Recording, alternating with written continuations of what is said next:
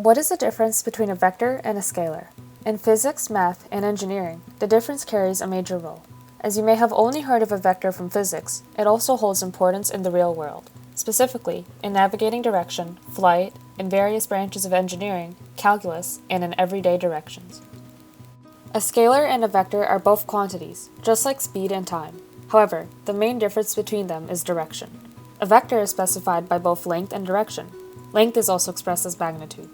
When standing at a certain point, you don't necessarily know which direction you are facing, north, south, east, or west. But when making specific calculations, the direction is a beneficial factor for new findings. For instance, say you want to know how to get from your house to school. With speed, a scalar quantity, you can get anywhere. However, without a certain direction, a vector, you will become ultimately lost. If you are 100 feet away from your school, it is important that you go north to reach it. This is speed with a direction, velocity. Some of the most commonly used vectors and scalars are, for vectors, displacement, the change in an object's position, often defined as delta x. Velocity, as stated before, the speed given with respect to a direction. Acceleration, the rate at which velocity is changing over time. And force, since it is equal to mass times acceleration. Acceleration is a vector. And there are many more.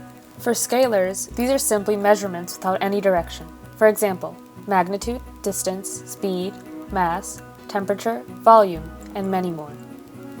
Let's look at an example. Say that you are trying to get to the beach, but don't know where to go.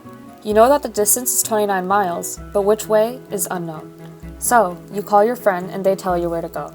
First, you drive 5 miles north, then 6 miles west, then 2 miles south, then another 6 miles west, and lastly 10 miles north. While the total distance is 29 miles, the displacement was actually 15 miles. The displacement from your starting location will be 15 miles northwest, while your distance would just be 29 miles, without a direction. Once the concept of vectors and scalars becomes understandable, remembering and understanding the quantities will become much easier. Thanks for watching, and have a great day.